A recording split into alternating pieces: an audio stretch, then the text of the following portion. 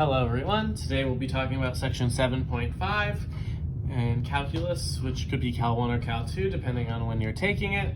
It's the physics applications of integration, which takes your constant work capabilities from physics and now you can do variable work. So generally speaking, work done by a constant force is force times distance, whatever you're lifting and how far you have to lift it.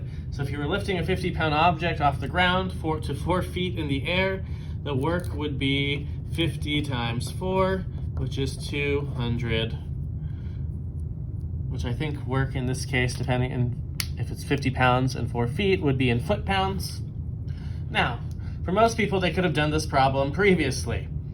That said, in calculus, we can do slightly more complicated things. For example, like winding up a chain or lifting a chain. It becomes heavier over time if it's sitting on the ground otherwise. So there's a variable work in there. On the next page, this is just a reminder of your systems and what your units are. But as a reminder, variable force, you could break it up into increments of slowly lifting it up, and an infinite number of increments ultimately would lead to a Riemann sum, and a Riemann sum as n goes to infinity, or delta x goes to 0, goes to an integral. So it becomes the work done variably is the integral from a to b of f of x dx, where f of x is kind of the equation in question, and you have to figure out what variable is changing. So in some cases we'll have Hooke's law, which is stretching or compressing a spring.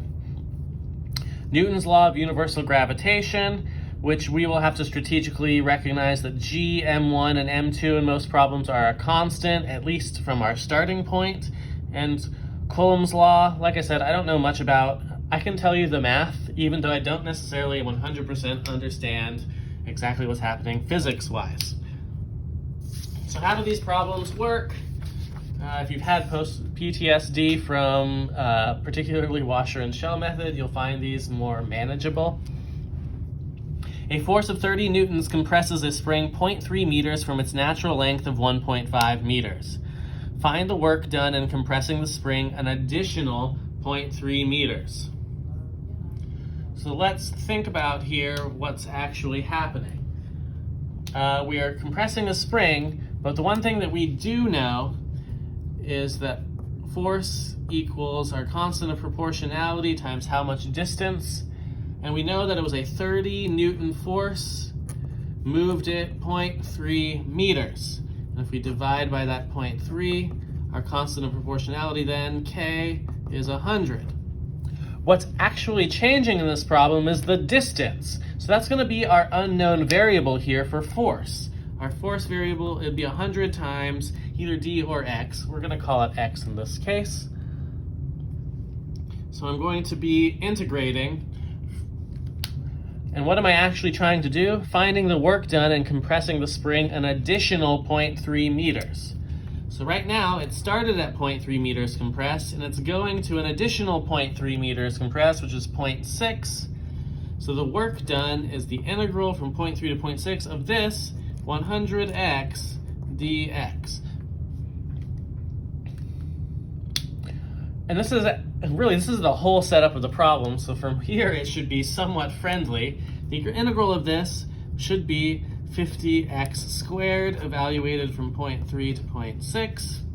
We plug in 0.6 and 0.3. That is 50 times 0.36. If you turn this into a fraction, you can manage it as well. Times 50 times 0.09. 50 times 0.36 is 18. 50 times 0.09 is 4.5. And 18 minus 4.5 is 13.5.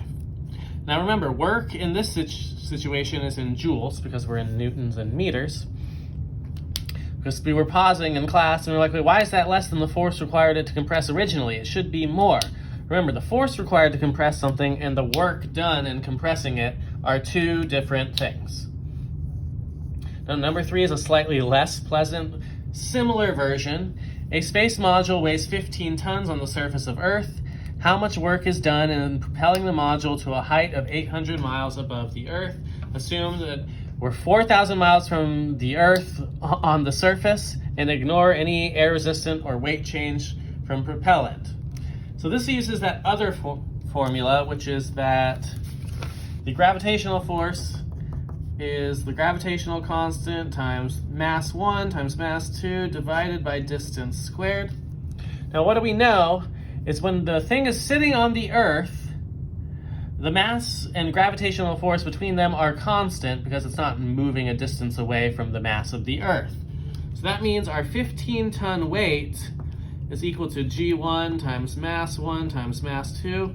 Theoretically, the rocket and the Earth should have a constant mass, and we'll roll the gravitational force in with that. And our distance here, though, is 4,000 miles, but it needs to be squared. That means 15 equals all of our constants over 4,000 squared is 16 million, I think. Which means if I want to find the product of all of my constants, I'm going to multiply this to the other side to get that is in fact 240 million. Now what I'm going to do though is what's actually changing in this problem. The distance from the Earth of the rocket. So that d squared will become our x squared in the denominator. It starts 4,000 miles away, but it will end up 4,800 miles away as it gets launched upward. And this gravitational constant, this 240 million, is what goes here in the numerator. When I integrate this though, this is x to the negative second, it goes to x to the negative first, divide by negative 1. So this will become negative 240 million over x, evaluated from 4,000 to 4,800. We picked some nice numbers for this. That means this is negative 240 million over 4,800 minus negative 240 million over 4,000. Conveniently, these numbers are picked. This is negative 50,000 minus negative 60,000, which is really a plus 60,000. So this is 10,000. What is our units? Technically, we moved it in miles, and the weight is in tons. So this is in mile tons, and you could convert it into foot-pounds using the ratio of 5,280 feet per mile, and technically it's what, 2,205 or so metric tons in a, or pounds in a metric ton. So you would multiply to get the actual amount of work in foot-pounds, but I'm just going to leave it in mile tons for now. And we'll see more examples in the next video.